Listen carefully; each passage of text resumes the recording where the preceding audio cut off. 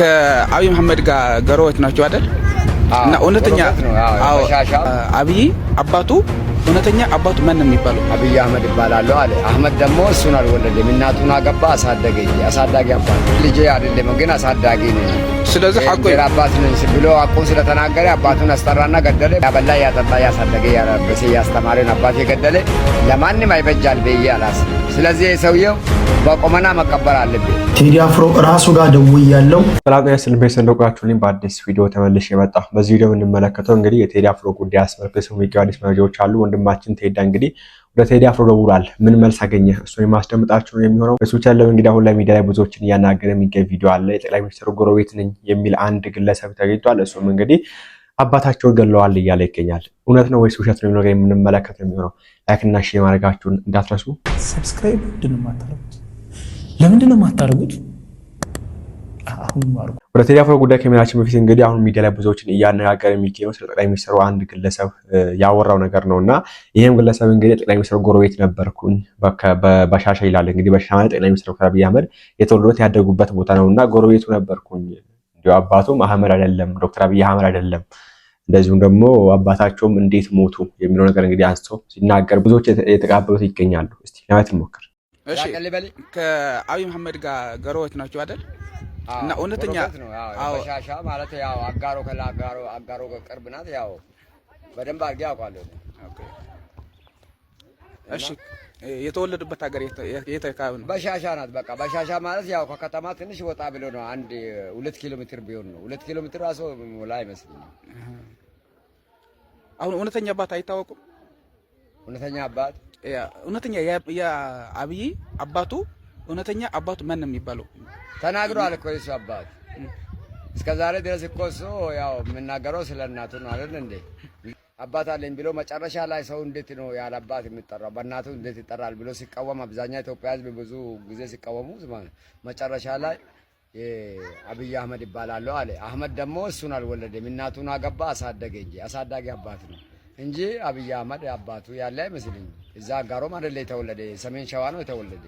ኦሮሞም አይደለም ሲጀመር ሰሜን ሸዋ ተወልዶ ከዛ አንድ አስተማሪ እዛ አጋሮ ተመድቦ ነበር። ከዛ አመታ ፍቃድ ክረምት ሲዘጋ ትምህርት ይዘጋ አይደል? ትምህርት ሲዘጋ ወደ አገሩ ሄድና የአብይ አህመድን እናት ያመጣል። አጋሮ ያመጣና እዛ አረቄ እየሸጠች ያስተማረች መጨረሻ ላይ አህመድ ያገባታል ማለት ያሳድጋታል። መጨረሻ ላይ አህመድ ያሳድጋትና ከዛ በኋላ ጋዜጠኞች ሄደው ሲጠይቁ ካሉ ልጆች እንዴት ያለ አብይ አህመድን ስለው እንደ ልጆቼ ነው የሚያየው አለ። ምን ማለት ነው? እንደ ልጆቼ ነው የሚያየው ማለት ልጅ አይደለም ማለት ነው። ስለዚህ የሰውዬ አባት አይታወቅምና ሌሎች የበለጸጉ ሀገር መኮራ ላይ ናቸው። እሱን አባት ለመስራት ከጭቃ ላይ ያሳደገው አባት አለ። ያሳደገው እንደ አባቱ ሆኖ ያሳደገው ሰው አህመድ ነው ያሳደገው። ገለዋል እንጂ የአህመድ ገለዋል። ታዲያ እንደ ልጄ ነው የሚያየው ስላለ በቃ እሱ አባቴ አህመድ ነው ስላለ እሱ ደግሞ እንደ ልጄ ነው ከልጆቼ ለጥያ ላይም ስላለ ግልጽ ስለሆነ ልጄ አይደለም ግን አሳዳጊ ነኝ።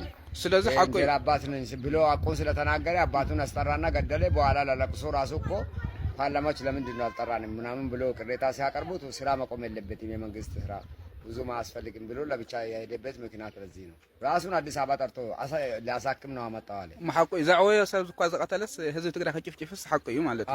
አባቱ የገደለ ደግሞ ለትግራይ ህዝብ መልካም ይሰራል ብለህ ታስባለህ እንዴ? አባቱ አንድ ቀን አንድ ብርጭቆ ያጠጣ ራሱ እኮ ክብር አለ አይደል እንዴ? አሳዳጊ አባቱ የገደለ ያው አባት ወላጅ አባት በለው በቃ ያበላ ያጠጣ ያሳደገ ያረበሰ ያስተማረን አባት የገደለ ለማንም አይበጃል በይ አላስብም። ስለዚህ ሰውየው በቆመና መቀበር አለበት። እስኪ ሞት አንጠብቅም እኮ እንደውም ረጅም ጎርጓድ 50 ሜትር ፈልገን እዛ ውስጥ መቅበር ነው፣ እዛ አይኖር እንጂ። ስለዚህ የአብይ አባት ቻይናና ያው እስራኤል መኮራ ላይ ናቸው እሱን ለመስራት ማለት ነው። ምክንያቱም ኢየሱስ ክርስቶስ እናት እንጂ አባት የለኝም ብለዋል። እሱ ራሱ እኮ አባት አለ አይደል? ኢየሱስ ክርስቶስ ራሱ በመንፈስ ነው ተወለደ። ይሄ እኮ ወይም መንፈስ አላለም ምን አላለም፣ እናት ብቻ ነው የጠራ። ስለዚህ እንጀራ አባት ነው ካለ እንጀራ አባትም የለኝም ብለዋል ማለት ነው። እንጀራ አባት ከሆነ ታዲያ ለምንድን ነው በአህመድ የማይጠራ? መጀመሪያ ለምን ስለ እናቱ አወራ? ስለዚህ ሰውዬ እርግጥ በቃ አጨበርባሪ ነው።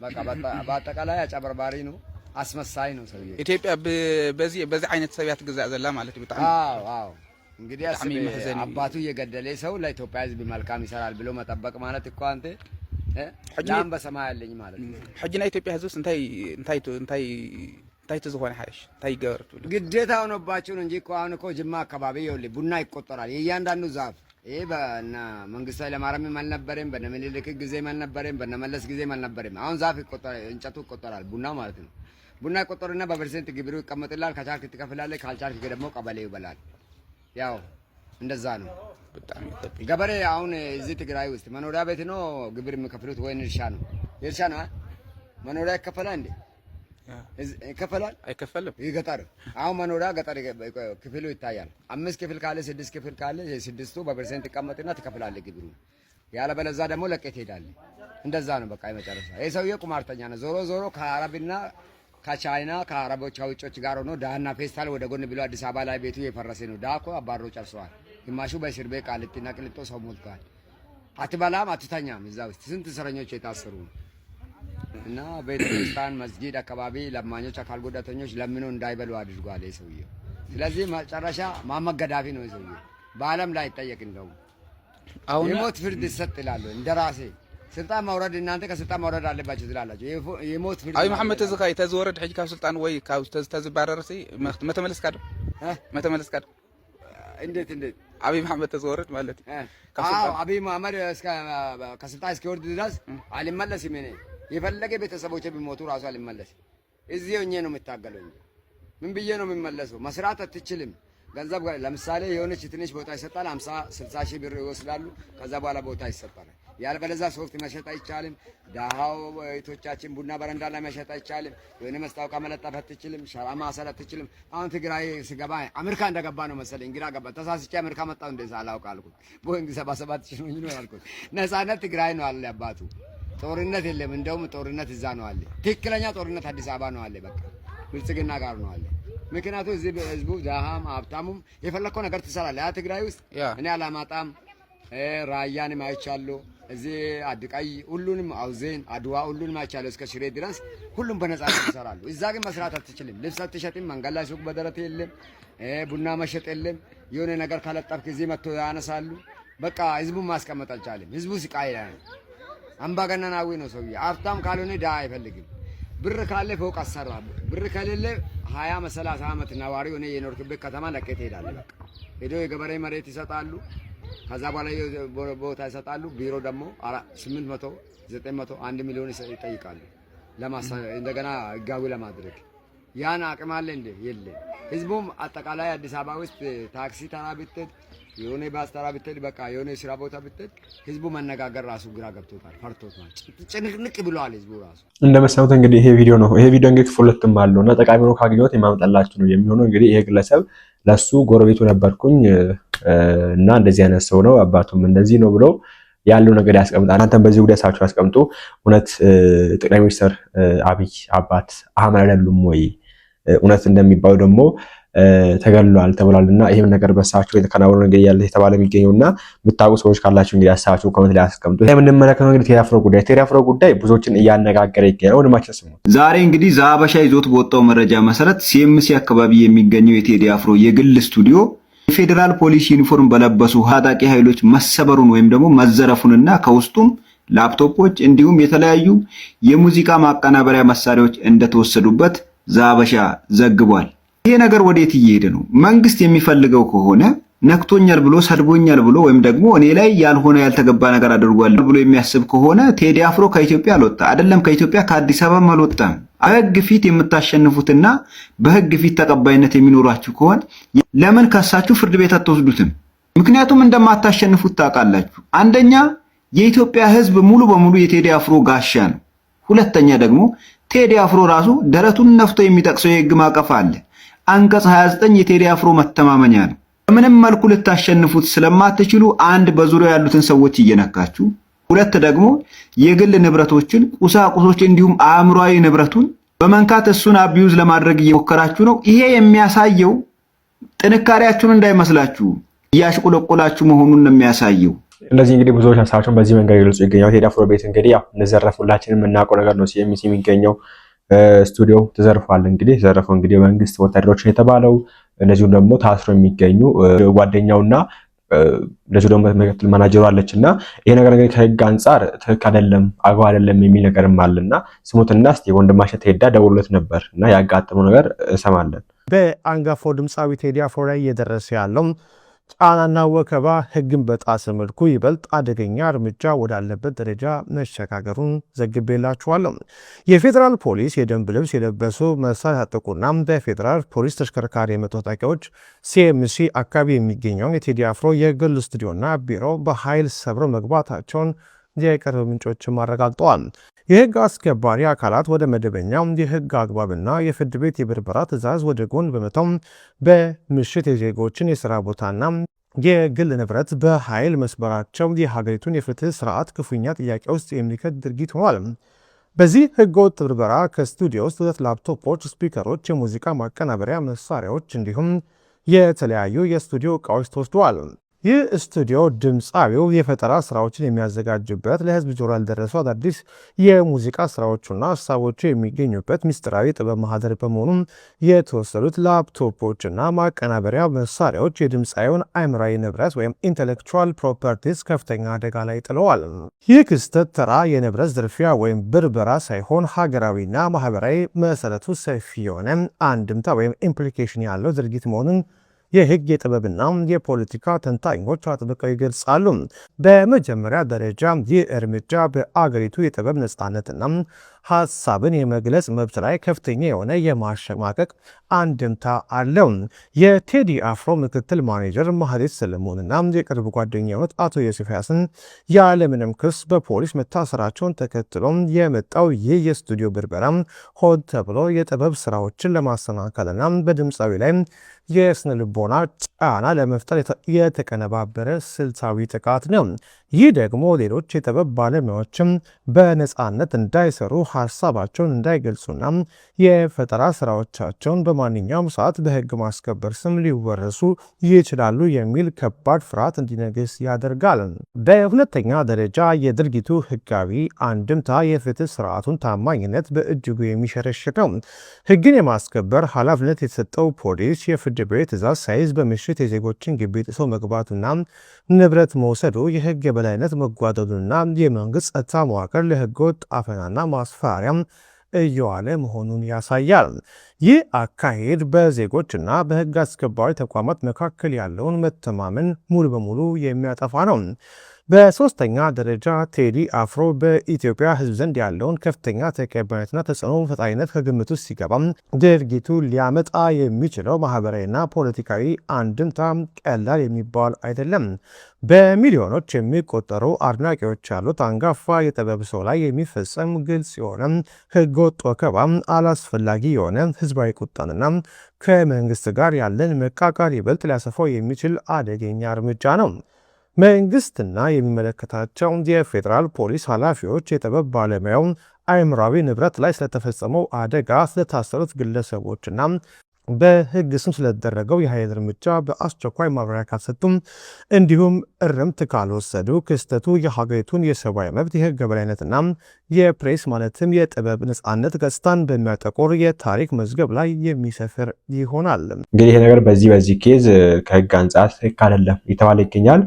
ወንድማችን ቴዲ ደግሞ እንግዲህ ደውሎት ነበርና ምን ገጠመው ስለሱስ ምን አለ የሚለው እንስማ እስቲ። ቴዲ አፍሮ ራሱ ጋር ደውያለሁ፣ ስልክ አላነሳልኝም። በዙሪያ ያሉ ሰዎች ጋር ደውያለሁ፣ አንስተውልኛል። እኛም ከሶሻል ሚዲያ ነው የሰማነው ብሎኛል። ስለዚህ እርግጠኛ ከሆንኩኝ ነግራቸዋለሁ። ግን አብዛኞቹ ሰዎች ከሶሻል ሚዲያ እንደሰሙ ነው የነገሩኝ። በዚህ ደረጃ ማድረግ ለምን አስፈለገ? ቴዲ አፍሮ የሰራው ወንጀል ምንድን ነው?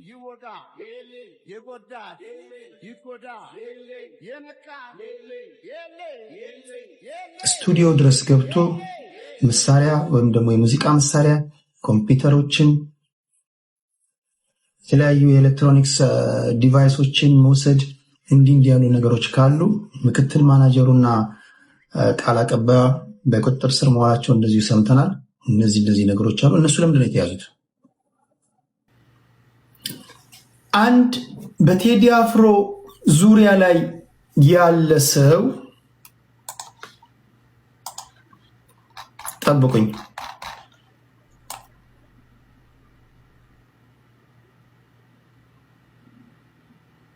የተባልኩትን ልንገራችሁ።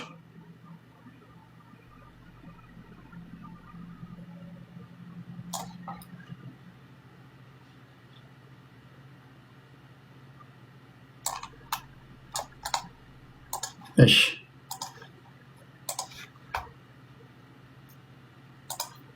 አሁን የጻፉልኝ ልንገራችሁ። የሱፍ ያሲንና ማህሌት ሰለሞን ቃል አቀባይ ፖሊስ የያዛቸው ይሄ ከቴዲ አፍሮ ቅርበት ያላቸው ሰዎች የላኩልኝ ነው።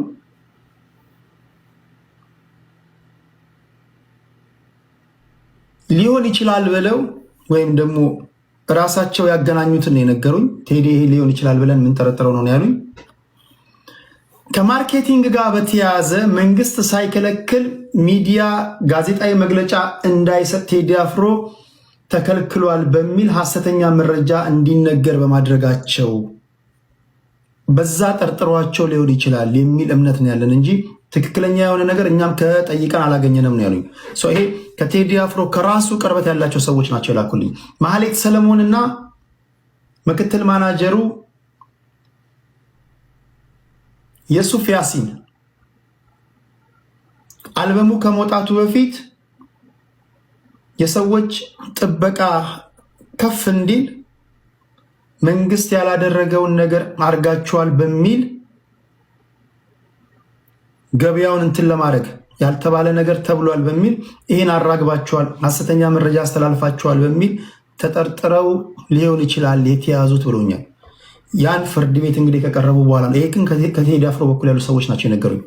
እንግዲህ ቴዲ ወንድማችን በዚህ መንገድ ይሄን መረጃ አግኝቷልና እስቲ እናንተ በዚህ ጉዳይ አሳችሁ አስቀምጡ። ቴዲ አፍሮ እንግዲህ አሁን ላይ ያው የደረሰበት ይሄው ጫና ሁላችንም የምናውቀው ነገር ነው። በቀኝም በግራም ታላቂው የደረሱበት ይገኛሉና አዲስ ጉዳይ ካለ ጀላችሁ ቅርብ ነው የሚሆነው። ወንድማችን ስሙት።